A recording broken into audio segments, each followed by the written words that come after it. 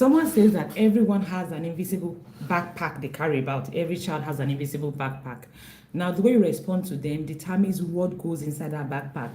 That backpack is what they will carry all their life. So if you fill it up with negativity,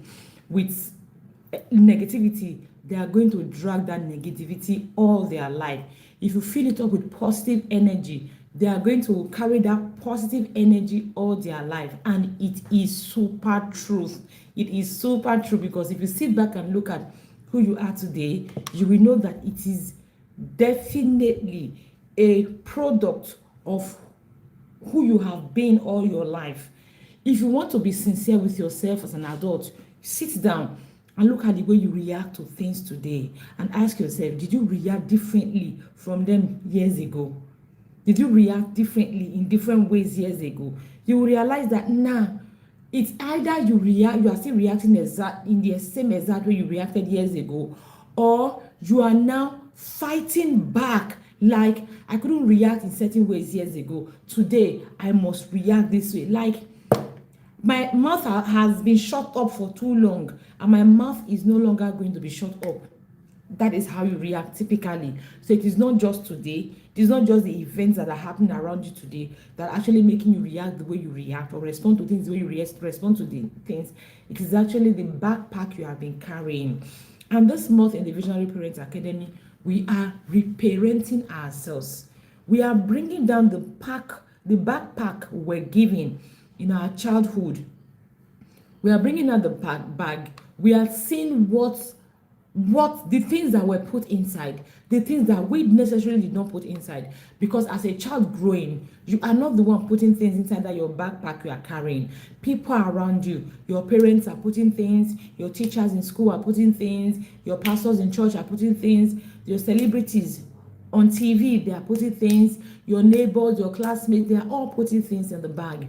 And at the end of the day, you are carrying that weight that you were not the one that deliberately gave yourself. So this month in the Visionary Parents Academy, we want to bring down the bag, open it and see, why am I carrying these bags? Why am I carrying this load in my bag? Are they serving me? If they are not serving us, then we want to drop them and pick up the bags that serve us.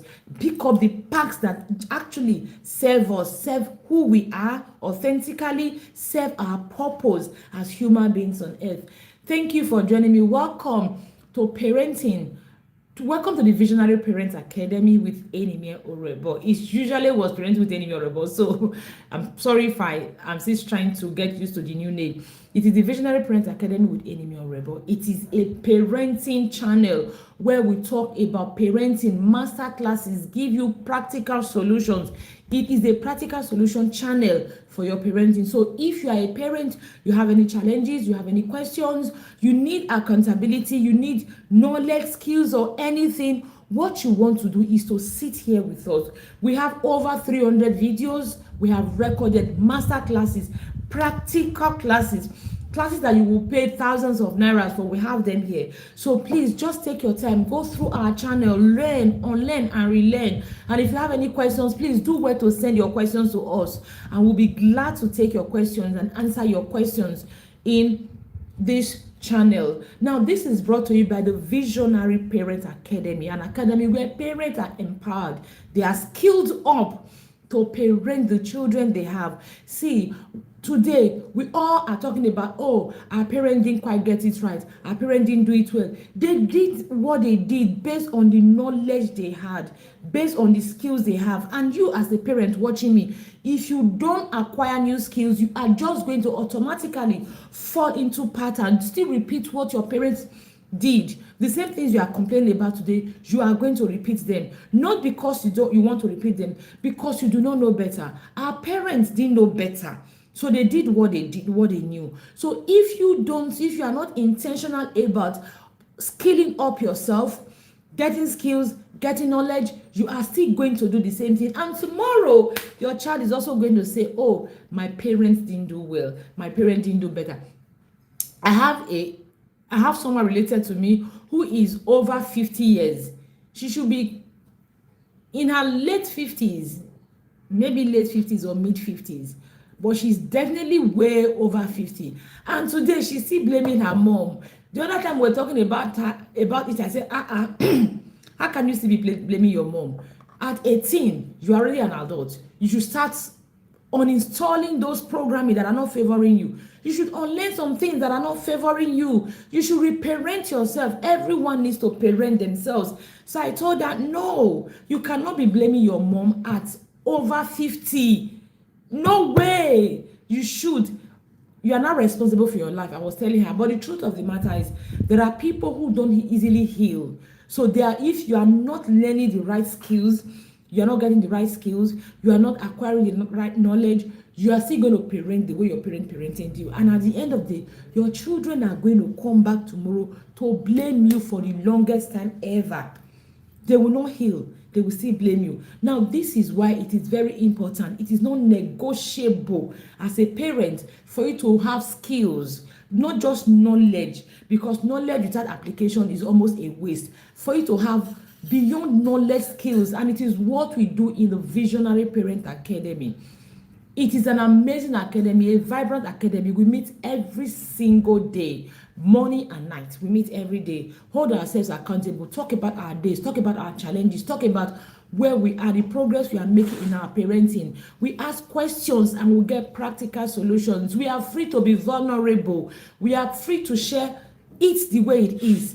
The goal is for us to raise children who are not broken, for us to raise children who the world will thank us for, the world will pray for us for. You see those things they write on Facebook, they ask, is it our brain you used to cross the road? Or I've seen some very nasty comments like, see what one condom would have prevented. We don't want to raise such children. We want to raise children who are actually blessings to the society, who make impact. So that is what we do in the Visionary Parents Academy. So what you want to do for us is a yearly academy. You join us in January and you stay with us till December. And we register.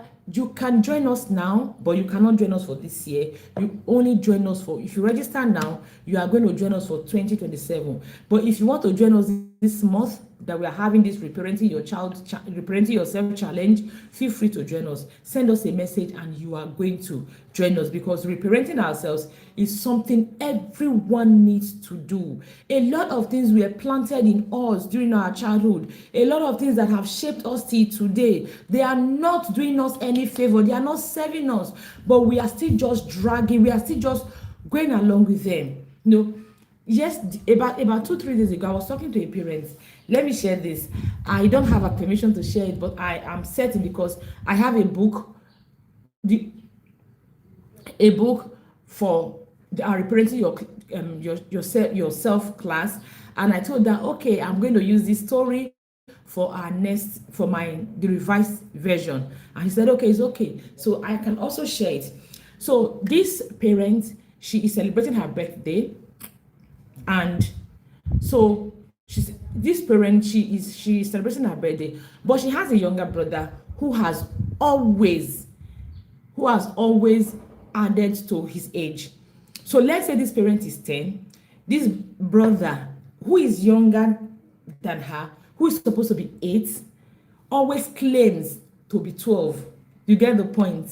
So we're talking about it, and I was telling her that the reason why this brother would want to be 12 because at the end of the day, she is marking the milestone. The brother is claiming to be older, the younger brother. So it's confusing. If she now tells people, oh, come and join me to celebrate my 10th year birthday, double digits, and the brother is 12, and they know that the brother is younger, it raises questions, concerns, and all of that.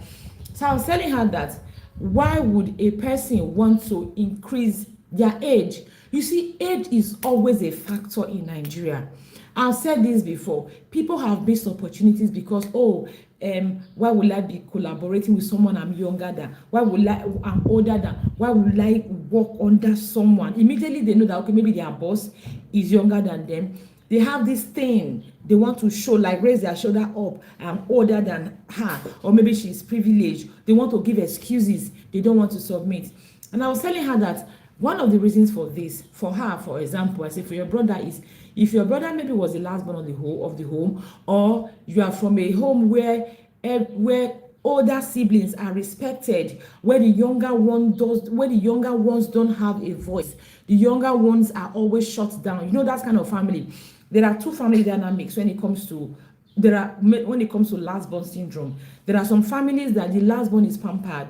Everyone adores the last born. The mom goes out and buys something for the last born. The last born is almost the favorite child. The last born is favored by the parents. You know, that kind of a family. So that person who grew up enjoying the last born privileges, we have no need to add to his age. He will always feel, I am the last born. He will own it with pride. I am the last born. You know why? Because last born came as a blessing for him. He enjoyed last born's privileges. Mom paid attention to him. Siblings paid attention to him. Everyone paid attention to him. So he enjoyed last born's privileges. So he was not going to hold it as a big deal. But you see, that person, that last born too, was almost a curse. Like, you are the last born. You are the one that will do all the chores. You are the one that cannot talk. Your parents will have to tell you, is she your mate? Is he your mate? You know, those kind of family dynamics. Maybe instead of you to be enjoying last born privileges, you get the smallest one. Maybe they are sharing items. By the time it gets to your hand, it's almost done, and it's the last born. What do you think? That person is going to be last born traumatized. That person is going to be last born traumatized. When they now grow up, they don't like the age. They will not like to be young in any situation, any occasion. They don't want to be young. So they'll add to their age. They can be desperate for power. They can be desperate for power. They can be desperate for position. It will even affect their families. You know, talking about maybe when their wives, or their husbands want to correct them or want to have an opinion, they remember all the years they were not allowed to have an opinion. What do you think will happen? It's going to be like, what is it? All these years I wasn't allowed to have an opinion. Now I am married. You don't want me to have an opinion, please. You know? So at the end of the day, it is going to sabotage them a great deal. Exactly what I told the parents. Now, this is why everybody, every human being, we need to sit down and reevaluate ourselves. We need to learn. We need to unlearn some of the things that we learned so that we can do better. Not just because of our children, for ourselves. We can thrive. We can fulfill our potentials. We can be more productive as human beings. That is what we are doing this entire month. For our children, again, because if we do not heal, if we do not understand the load we are carrying, the baggages that were given to us that we did not choose to carry, if we do not understand that, we are just going to unconsciously hand them to our children. And like I always say, you may get away with something. Your child may not get away with that thing. That is the truth. So this month in the Visionary Parent Academy, we are unpacking our childhood bag. Now, before we even go unpacking it, we are going to look at, first of all, the vocabularies around it. We want to know the differences. We talk about programming. We talk about wounds. We talk about baggages. We talk about traumas. We want to look at them individually. Then we understand. First of all, let's look at programming. Now, programming is that invisible automatic rules learned as a child just to survive, blend, or win love. Programming. Very many times you may not have been taught. Very many of us were not taught a lot of things. You were not taught. Now, this is why it is very hard for parents to admit. And like I shared in the Visionary Parent Academy, was it this morning? I said, or this morning also, I said, one of the worst things a parent can do is to not admit what they have done to the child. When a child comes up and says, I was traumatized as a child, I was negatively programmed as a child, negative seeds were planted in me, and the child is pointing fingers at his parents, one of the worst things the parents can do is not to take responsibility, but to blame the child. It will not help the child heal. Now, when a child comes up to you as a parent, as an adult, and says, see what you are doing, you are not innocent. You always have a role to play. Sometimes you do not intend to, but you do it. Like I always say, it is one thing to intend, to have an intention, is another thing to have an action, an aligning action. Very many of us as parents, we have good intentions, but our actions are what are not. Are you got done, sir? Yeah. Excuse me. Okay, till tomorrow, right? Yeah. All right, sir. Very many of us as parents, we have good intentions, but what we don't have is aligning actions to match up the good intentions. So it is one thing to have good intentions, it's another thing for your actions to actually align with your intentions. So when your child is telling you, oh, this was how I grew up, how I felt, how I was treated, as a parent, one of the first things you want to do is to apologize to your child. Because let me tell you what happens. When you don't apologize to your child, when you blame your child, apart from the fact that your child is already feeling is in a bad place, they need closure, your child will also start feeling, maybe I'm a terrible person, maybe I'm imagining things, maybe I am a wicked person. That will now add to the state your child is. So as a parent, if your child comes to you, because on Sunday we had a program in Children's Day. Now my children had not like a talk show. They had some questions they had for their, okay, before we even had the program, we taught to our children, teenagers in church, all the things your parents do that you don't like, write them out. So we compiled all the things, over 20 things, and we met one of our parents in church. We presented it to her, so that these are the things children do they don't like. We also want you to come and defend it in church. So the parents, so when the teenagers came up on that day, they presented the things. These are the things parents we don't like. Parents want you to stop doing them. They talked about them, and the other parent now came forward and also like, okay, acknowledge them and thank them and all of that. At the end of the day, and defended themselves. At the end of the day, I told the congregation that when you get to carry out this activity with your child, sit your child down and ask your child, what are the things I do that you do not like? Then when your child explains to you, then you admit, you apologize, and you also tell your child, okay, I'm sorry I'm doing these things, and maybe let's look at the triggers. What are the things responsible for these things? You talk about them, you see how you do better. I say, what are the things you can do?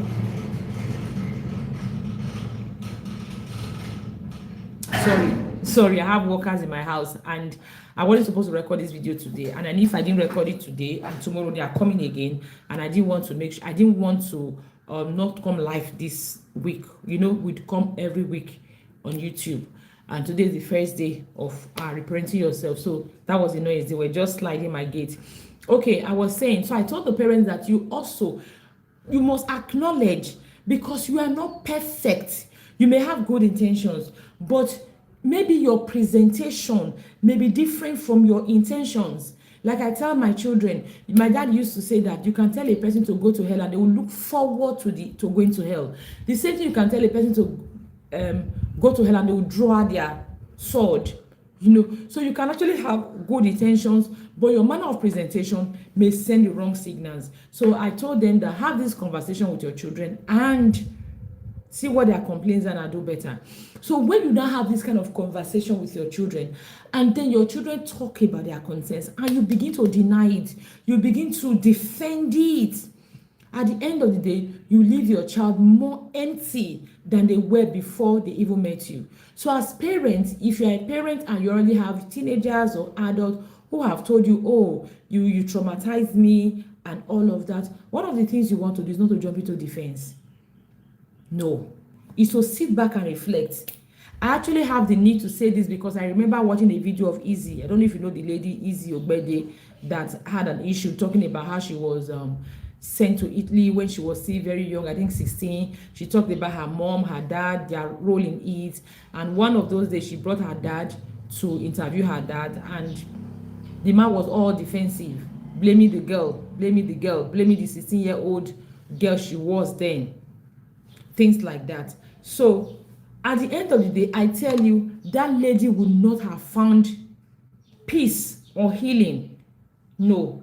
So when your child tells you how you traumatize them as a parent, don't go blaming them, because you are actually want to raise better humans. So let's go. So today we are first of all talking about the vocabulary. I talked about programming, and I said programming, those things that were installed in us without even, many times they were not deliberate. It is not like as if your parents came and sat you down and said, this is it. You just let them, from what they did, how they live their life, the things around you, the careless talks here and there. One of the major influences we had growing up back then was television. If you look at the life we have today, when Nigeria is about money comes first, money before anything else, you cannot take it away from Nollywood movies in those days. I mean, talking about quick money, the quick money mindset that has metamorphosed into betting, that has metamorphosed into kidnapping, Yahoo, and all of that. The quick money mindset, Nollywood was instrumental to the installation of quick money mindset with their movies on rituals, money rituals. Like I shared one time here, if you remember Nollywood movies in those days, if somebody had money, that the person was working in oil and gas, the person was a politician, or the person was a ritualist. Now still look at the mindset of hookup girls in Nigeria today. Nollywood played a major role too.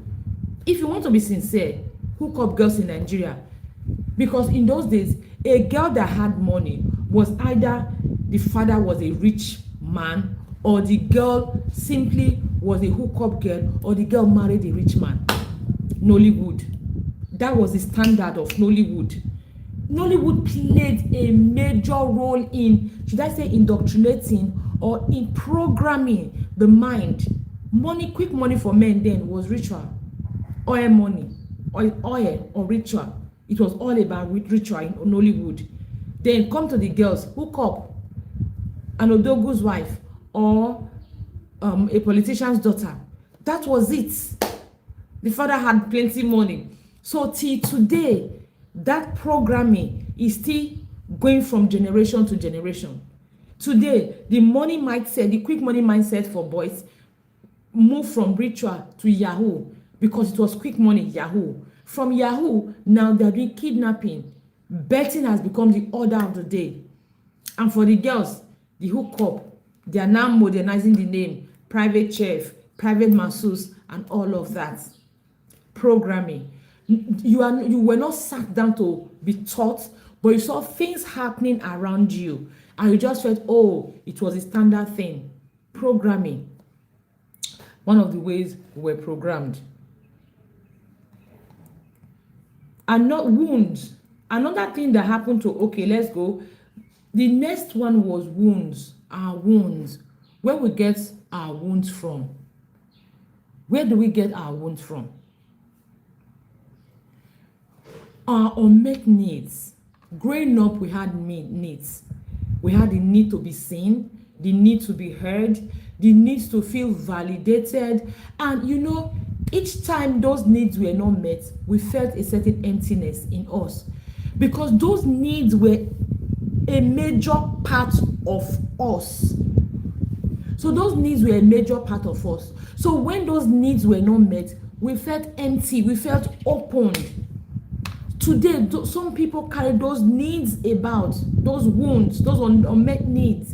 They carry them about, and today they want their spouses to meet those needs. They want their children to meet those needs. They want the society to meet those needs. Need for validation. People are desperate to be seen, desperate to be heard, desperate to be validated, desperate to feel important. Wounds, unmet needs actually opened us a lot to vulnerability. I say this, very many, sometimes teenagers that, especially teenage girls that go out and they become pregnant and we start blaming them. Yes, I'm not saying all of them. For very many of them, it's unmet need. Because everyone has a need for love, for attention. You have a need to be understood. You have a need we all have that need to be listened to. Now, when as a parent, or not just as a parent, when you are the child's most trusted individual, you are not meeting the child's need. The child will yearn to meet that need somewhere. So anybody that offers something that as much as resembles that need, the child may fall for it. So at the end of the day, the child may do what they did not plan to do or what you do not expect them to do. Not that they actually want to be irresponsible, because they yearn for those needs to be met. Unmet needs wounded us, because growing up, a lot of us, our needs were not met. Our needs for love were not met. Our needs for importance were not met. Of course, our physical needs were met. Food, shelter, clothing, they were met. What about our emotional needs? They were not met. And so we're emotionally wounded. Let's talk about baggage. The heavy, unhealthy defense mechanism we carried, we built as children to defend ourselves, to protect from unhealed wound. Because at the end of the day, when those needs were not met, you had to look for a way to protect yourself. You had to look for a way to defend yourself. You had to look for a way. Let me give you something. I have there's someone on Facebook that shared something one time. She said when she was in secondary school, she was very good, smart in class and all of that. She was smart. So she always came out top in her class. So there were 3 students. There were some students, I don't remember how many they were now, that were always bullying her. They would say to her, oh, you think you know too much, bullying her for speaking up, for answering questions, for having good grades.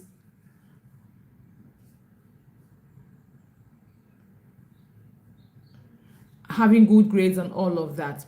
So those ones will now come and be bullying her. So what did she do? She now stopped talking about her grades. She now stopped being visible in class, just to protect herself, because a lot of the baggages we carry today, they were our defense mechanisms to protect ourselves. We wanted to feel heard. So you have people today who are people pleasers. They are people pleasers today. Growing up, they had to learn how to please people so they could be seen, they could be heard. This morning in the Visionary Parent Academy, we talked about the performance trap. People who always have the need to perform just so they can please, they can feel loved, they can feel valued. Their self-worth is tied to how much they perform. And it was in childhood when they were growing up. Because because you have a need to be seen, you have a need to be, your child has that need. You have a need, you had that need as a child, to be seen, to be valued. You had that need. Now, if in your family, the only time you were seen, the only time you were noticed was when you did well, then you will desperately want to do well. So now you grew up with that thing. I want to do well. You are not able to rest. You are not able to balance it. It's almost like a competition for you. It is way beyond ambitiousness. It may not become over ambitiousness. Because growing up, it was you wanting to be seen. So your defense mechanism was to work yourself out so that you can perform, and the performance will now give you the need, because you were only seen or heard when you performed. So it was your defense mechanism. So even into marriage, even into adulthood, it is still the baggage you are carrying. The need to overperform. So you go everywhere you go, you want to overperform. You want to show yourself. You don't want to rest. You don't want to balance it. People will say, oh, it's eye service. She does as if she knows it all. It is actually not because of the moment, really, because of that baggage you have been carrying. The need to overperform, to prove. my worth, to prove my value. Even in adulthood, you are doing it. And now you are not just stopping at yourself, you will transfer it to your children. Like I was sharing the Visionary Parent Academy today, it is why very many parents, when their children do something outside, they are just all over the place, because you are now feeling that. Remember, your value is tied to performance. So if your children now do something, no matter how little it is, you want to now perform. Your correction, your discipline outside is performative, just to show that I am a good parent. So you want to prove your worth again. You will not pause to realize that what you are doing may be breaking your child because of that childhood installation, the performance trap. So baggage, a lot of us, we are carrying baggage. We don't even realize it. I know, like I said, okay, is someone, thank you so much. You said, I still love your messages. People need to be seen in life. Definitely, thank you so much. I hope you get more likes and viewers, and I hope more people see this. I hope so too. Please help me share the video, and more people will see it. Thank you. So a lot of us carry baggages, and you know the funny thing, like I was talking about programming, these things, very many times parents don't sit your child down. So yeah, I want to program you today, I want to install some apps into you like we do to our gadgets. That is not how it happens. Even parents, you also do these things to survive. You also do this thing because that's the only way you know. You know, one of the things I keep saying, that when you force your child, you are programming them. Each time you force your child, you are programming your child. You don't realize. Each time you force your child, you may just be giving them a baggage to carry. The best way to actually help a child behave is by nurturing conviction and not forcing. I watched a video recently where the lady was talking about, she's a marriage coach, a marriage coach or something like that. She was talking about how when she wanted to marry, she thought, oh, she was 1,000 years wife material. She was the best thing that can happen to a man. And then when she got married, the first problem she had with her husband was the problem of not bathing on time, because she didn't have any need to go to work. Because she wasn't working, she got married and she wasn't working, so she was always staying at home. So her husband would go to work and come back and still meet her. She had not bathed for the day. So initially it was like, oh yeah, come and bathe, fun, let's bathe together. Until later, it graduated from come and bathe, and she realized, okay, her husband, you know, passive aggression, her husband was becoming irritated. So she had to sit with herself. And for her to unlearn that, because the thing is, the truth of the matter is, for very many things, when it comes to programming, wounds, traumas, especially traumas, they are not things we can just say, oh, today I want to stop something. It is why we struggle so much to stop a habit and learn a new one, because we need to first of all understand where the old one is coming from. So back to the woman. So she said, she now sat with herself and she realized, okay, you see, this love for bathing, hatred for bathing started when she was much younger, because her mom used to force them cold water to bathe, early morning cold water. So bathing was almost a torture. So each time she remembers bathing, it was almost as if cold water force. That was it. And guess what? That bathing issue was not someone that was intentional. She was not someone that was ready to probably grow. That she would have been defensive about it. Communication issues, and that bathing would have ruined her marriage. Because I've heard a story that Pastor Christy Bature shared of a couple who got married, and within 10 days they broke up their marriage. Why? Because the man farted and the woman felt disgusted. Why are you farting here? I mean, what is the meaning of this? And that was it. And I said, what broke their marriage was not farting. What broke their marriage was both of them didn't know how to communicate. I mean, you talk about it, you don't like it, you like it, you reach an agreement. Both of them did not know how to communicate. That was what broke their marriage, and not both of them were not intentional. That was what broke their marriage, and not fighting. So this lady, thank God she was intentional. So she was able to go back, self-evaluate, and she realized, oh, this bathing issue is coming from childhood. So very many times, and why was her parents doing that? Maybe in those days they didn't have water heater. Maybe in those days, maybe they lived, maybe their kitchen was one end of the hall, the other kitchen was one end of the hall. It was not easy for the mom to boil water. Maybe, okay, they were using gas. The mom was trying to minimize gas. Maybe there was no time. The mom was always running behind time. Maybe the mom too was more comfortable bathing with cold water. So the mom had reasons to just bathe her quickly with cold water. And of course, they were running late for school. So there was no time to come and pet her. Oh, you want to bathe? You don't want to bathe. Just grab her, go and pour water on her body. And that was it. So the mom also did that based on what was obtainable in her time. And guess what? That issue would have broken her marriage. Childhood baggages. We don't realize it. When you ask us to judge ourselves, we just think, oh, we are the best things ever. Now, this is why I always say that as human beings, we must have one person you are accountable to. You must have one person that can look at you and say, no, this thing you did is not right. No. Because if I leave you alone to yourself, if you leave me alone to myself, except the Holy Spirit ministers to you, you will think you are the best thing ever. You will not see, you will do no wrong in your own eyes. The next one is trauma.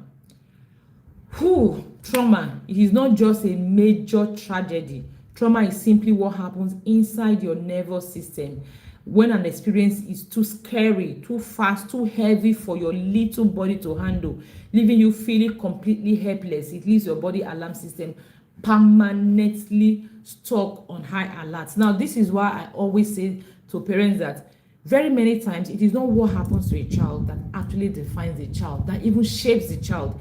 It is how that thing is responded to, how it's handled, that leaves a mark, a scar in the life of the child. People go through traumas every time. So after that trauma, what happens? A child is violated, a child is brutalized, something terrible happens to a child loses a loved one. What happens after then? Does the child have the opportunity to express themselves? Do they have the opportunity to sit with what happened and understand it, heal from it properly? That is what trauma. Trauma can be a single cut. It can be a repeated pattern. It can be a single cut. What happens at the end of the day of the trauma? When the child speaks up, what happens? A parent shared with me this morning how she was constantly abused while growing up. The mom nobody believed her. They didn't believe her, so she was like vulnerable. Not just the mom. I remember I read in a group one time, I belong to this group. There's a particular group, an all-female group on Facebook that I think now that they have an anonymous feature on Facebook, people now share their stories anonymously. But before now, you will share your story. You must be able to own your story. So in those days when you must be able to own your story, this woman shared about how she traveled home for Christmas and her cousins violated her repeatedly. Not just one. I think one did, and the other one saw it and came to blackmail her, and that was patterns. She was about 8 years old then. She didn't tell anybody. I think that group was the first time she was speaking out. For some very many people, if they tell their parents will not even believe them. So if you don't believe your child, it becomes a burden that child carries. It becomes a heavy weight the child carries. Now, it is why as parents, we must learn to listen to our children. It is not even negotiable. You must learn to listen to your children. Find out cues about them. Look at their patterns, what they are doing. Ask questions. Seek to understand. Listen to your children. It is not negotiable. Because if you don't listen to them, if you don't help them find healing, they are going to be traumatized and they may carry that trauma for the rest of their lives. Some people, because some parents, for example, because something happened to them, they were able to just, move away from it. They feel, their children should be. No. Everybody is not the same. You were able to heal and move away from it doesn't mean your child will be able to heal and move away from it. I've talked about programming. I've talked about the baggage we carry. I've talked about trauma. I've talked about wounds. I've talked about where these things are. Okay, now we are going to be talking about the sources of our childhood programming, of our baggages and all of that. Where did they come from? The heavy backpack a lot of us carry today, where did they come from? One is parental modeling. Parents who model things without realizing it. We are always modeling things. We are always teaching our children. One of the things I always say is that whether you are intentionally teaching your children or not, they are learning from you. Now, this is why one of the things you can do as a parent is to be super intentional, because your children are constantly learning from you. Let me share something that happened with you. Recently, about 3 weeks ago, 2 weeks ago, my sister and I were talking, my elder sister, she lives in the US. We're talking. I don't even remember what we're talking about. So I now told her something. Okay. I told her it was about money issue, related to money issue. So and it's like, okay, my husband wanted to do something. His money was not complete, and I just loaned him a particular amount of money. I was not telling my sister that, you see, this husband of mine, if I loan him a particular amount of money, there is an amount that he doesn't pay back. So if it's this amount, he pays back. But if it is this amount, he will not pay back. And the particular amount I loaned him is the amount he wasn't going to pay back. I was not telling my sister. And I said, so when I was telling my husband about it, he said, Shebi, you have access to the joint accounts. So go and collect your money from there. I was not telling my sister. My sister now said something. She said, funny enough, she and her husband, almost all their accounts, they are joint accounts. But she has never, for any reason, gone to the bank, gone to the account to collect money. She has never even, she doesn't even check what amount is in the account. She has never. She's been married for 16, 17 years. She has never.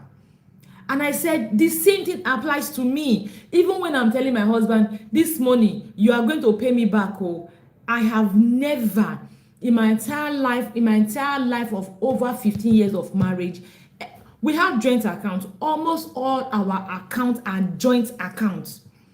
The only account that is not joint account is the account I had before I got married. And my husband's on the same thing. The only account that is not joint is the one he had before we got married. And I know the pain. But I have never, even if the ATM is in my front, I have never taken the card to say, oh, let me go and withdraw money. Or I have never picked the phone to say, let me see how the money comes and goes. I have never. So I was telling my sister, I don't know if it's because I'm too busy. I don't even understand, because I see on social media some women will say when their husbands are sleeping, they will just transfer some money. I have never done that. It has never occurred to me. And she said the same thing. It has never occurred to her. It has never been a big deal. Now, it's not as if my sister is like, oh, they are super rich or comfortable. It's not as if me, I'm super rich or comfortable, or no, I have needs. I have a lot of things I want to do every single day. But it has never been in my character. So when we finished the conversation, I sat down. I was not like, It now occurred to me that, see, growing up, money was never an issue in my parents' house. Both of them, they were civil servants. There were times the government owed them salaries for over a year. If you followed me long enough, you know that I'm always talking about the government of Oyegu, Dr. Oyegu or DJ. I'm always talking about the government of Governor Nosawaru, Igbinedion, Lucky Igbinedion. I'm always talking about how those governments were the worst government in Edo State, how they owed salaries for years.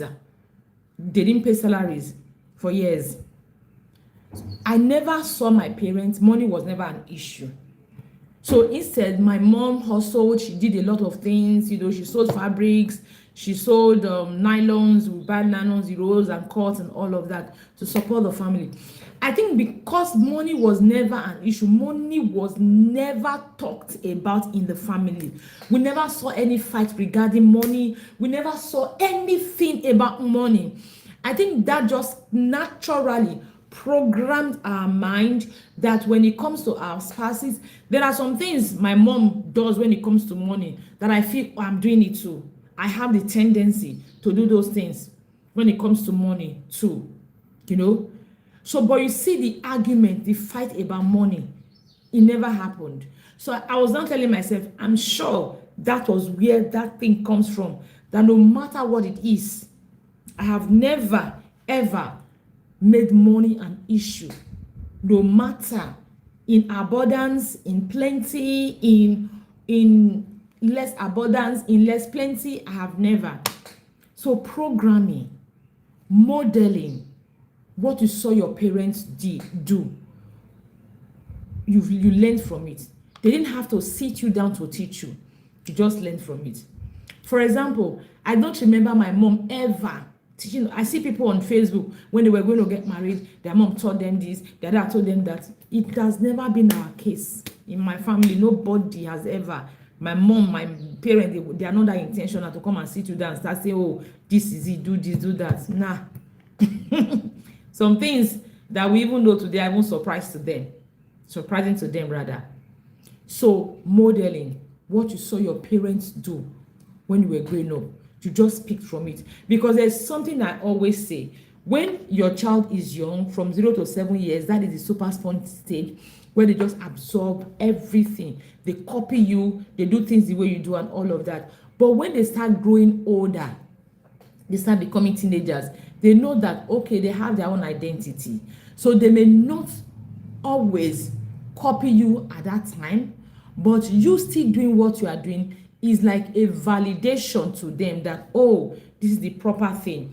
Now, what you are doing, they still learn, because what you are doing, you are still teaching them, oh, it's the right thing to do. You are still teaching them, oh, it's the family standard. You are still teaching them that, oh, this thing is doable. So whether in their super sponge stage or when they grow older, they are always still learning from you.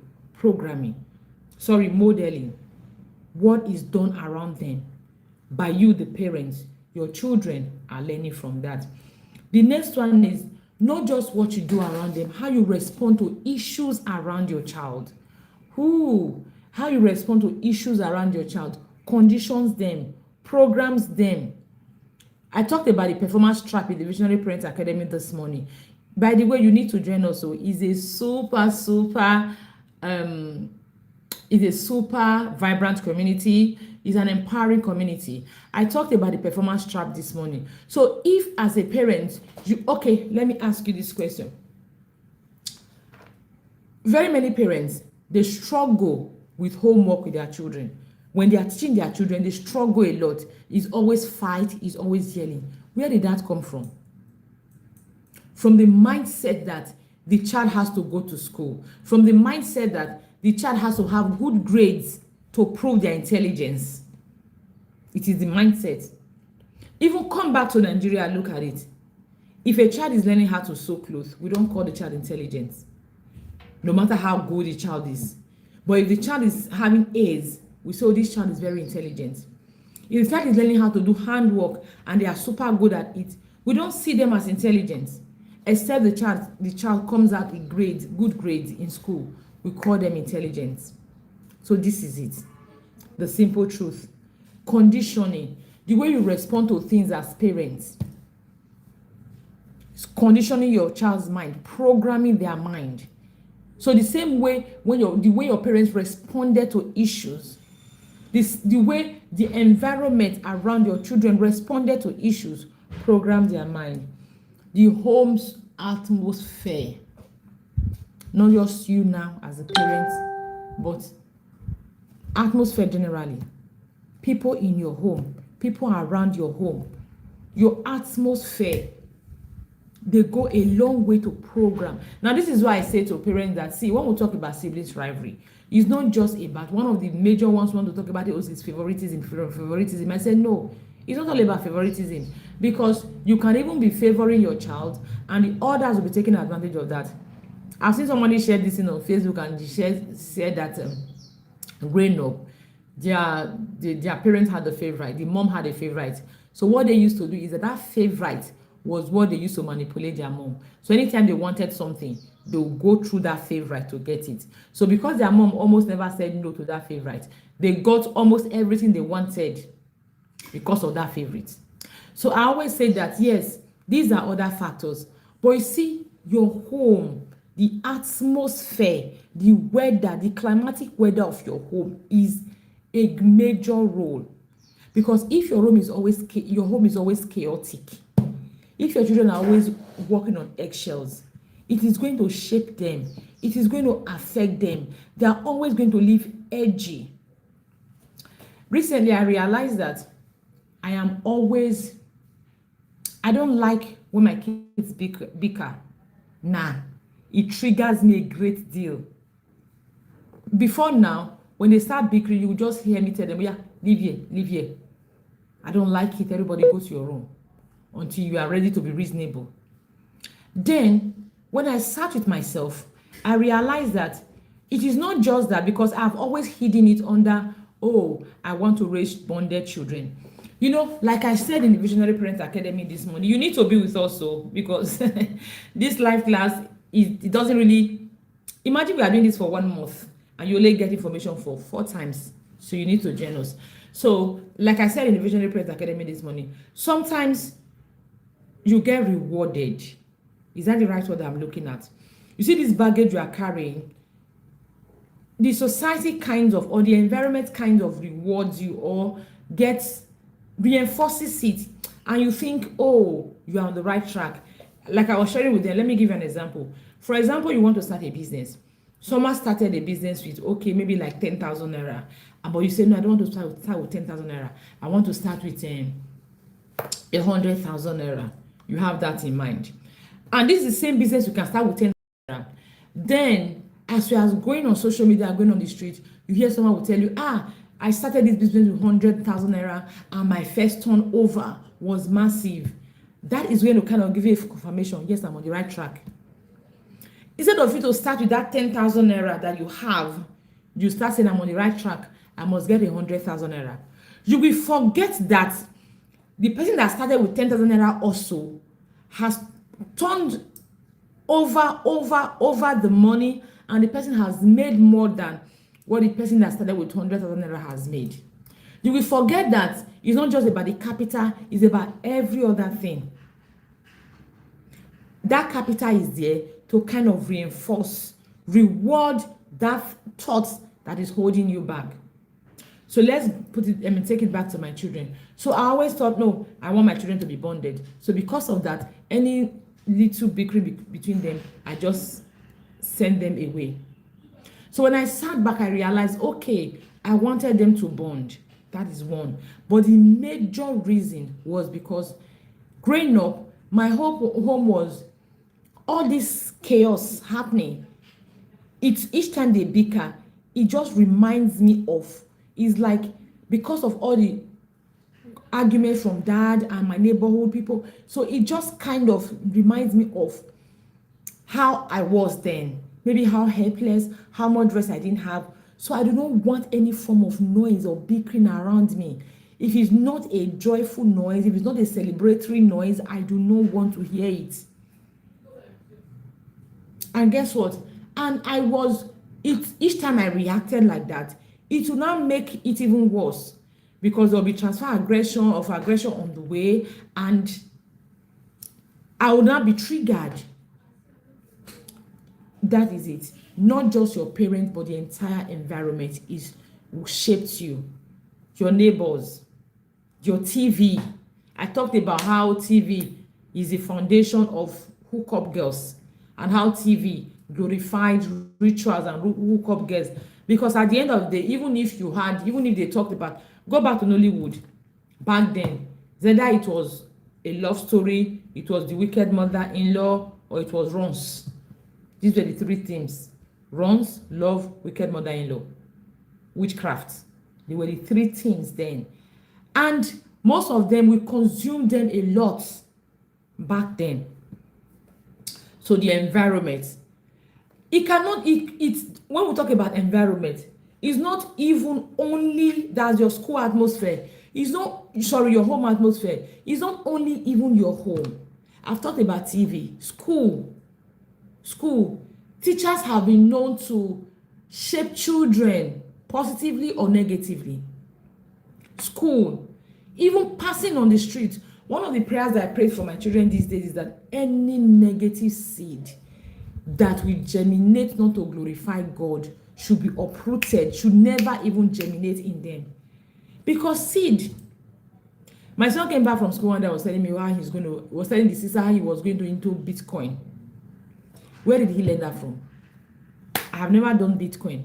Where did he learn that from? School. Environment shaped us a great deal. Our parents told us, oh, don't date early. The environment will tell you it's not true. We had questions. Our parents did not answer. Our friends in school answered the question. Remember myth about sex around then in school? You remember? Our friends in school answered the questions. So our atmosphere generally played a great role in how we turned out. Lastly, cultural scripts. The culture of a people. Our family culture, our traditions and everything. One time, I remember a man then in Lagos, I was stepping out of my office complex and the man was on the phone and he was talking to another person. He was saying, woman, ordinary woman when they bend down, they peace. How? I looked at this man, Ojota, it was in Ojota, I'm like, woman when they bend down, they peace. Excuse, sir. It didn't make sense to me. If it was a different thing he had said, describe the woman, but woman when they bend down, they peace. Where did he hear that from? Their cultural belief. So culture shaped us a great deal. Now, one of the things we want to do as people, as parents, as adults, who actually want to behave better, who want to be authentic, because I always say it simply means that if you were raised in a different environment entirely, if you were raised in a different environment entirely, if you were raised in a different family entirely, you will not meet the people you met that shaped you. You will not attend the church you attended that shaped you. You will not be under the roof with your parents that shaped you. You will not be in the school you went to that shaped you. You will not be under the cultural practices that shaped you. It simply means that you would have been a different person. A person away from who you are. So what does that tell you? It tells us something very simple, that who we are today is a result of what we have been programmed to be. Someone will say, oh, there is an issue of temperament. Of course. But what is temperament? You are born with certain innate strengths. You are born with certain innate characteristics. Peaceful, patient, impatient, resilient, easily relaxed, and all of that. The environment you have will now give expressions to those innate characteristics. The environment we have. Now, this is why we have, okay, let me give you a practical example from the Bible as a Christian. Apostle Paul, I always say, going by temperament, he may have been a very choleric person. Strong, tough, fearless, bold, not giving up. But because of the environment, because of his nurturing, because of who he was, he used those things against Christians. He used them against Christians back then. That is exactly what happens. We have strength, we have innate characteristics, innate wirings and all of that. But guess what?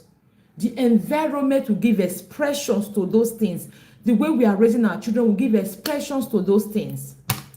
Now, this is why you sit back. You may have had those strengths, but the way you were raised, give expressions to those things.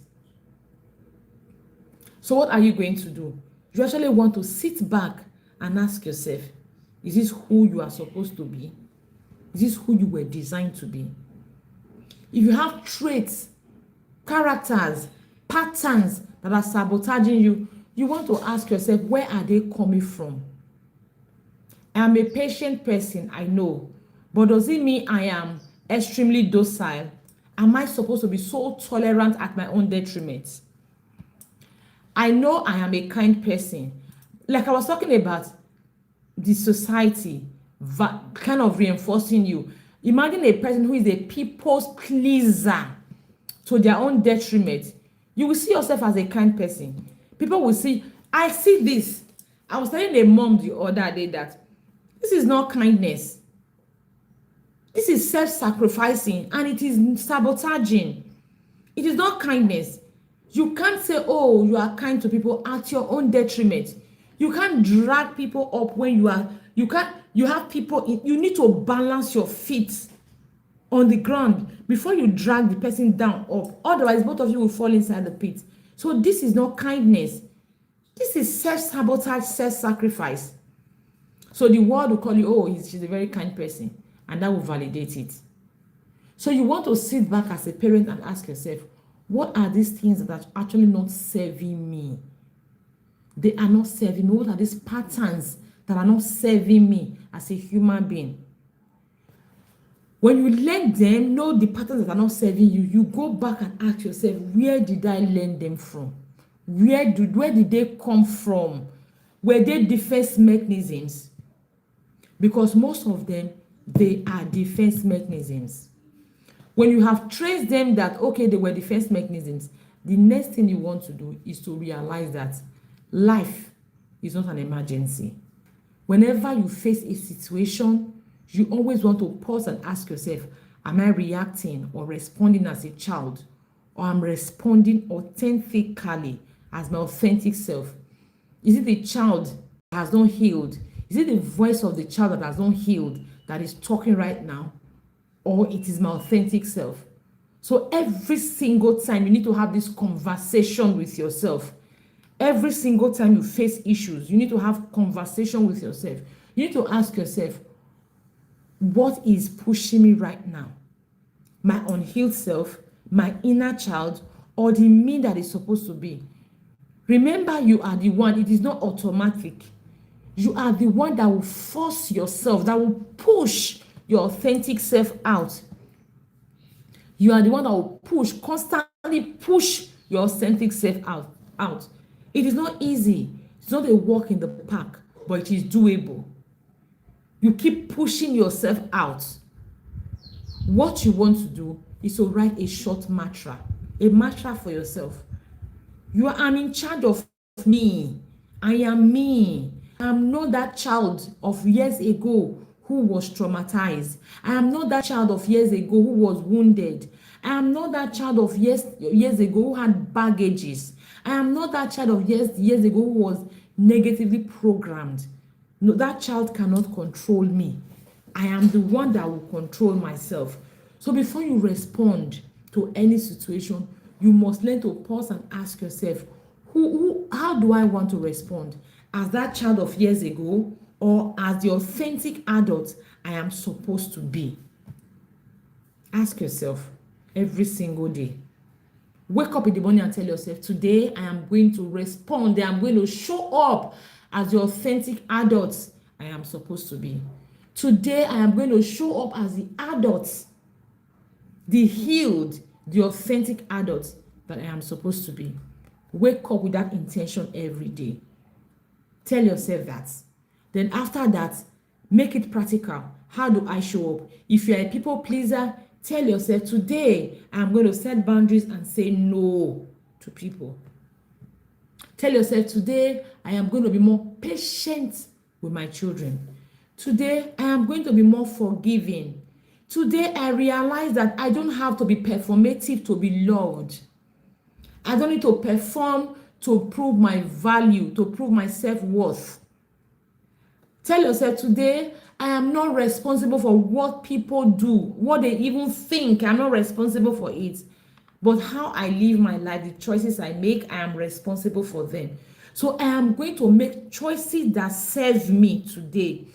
I am not going to make choices that are performative.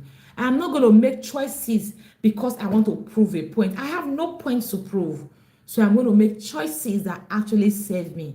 Tell yourself that today. Now, this is where I leave you. Remember, this is brought to you by the Visionary Parents Academy. You want to join us, you want to send a message on how you can join us for 2027. You also want to ask us how you can join the Reparenting Yourself Masterclass. And I promise you, it is a masterclass. It is 30 days of transformation. Thank you so much. See you next week, Tuesday. Bye-bye.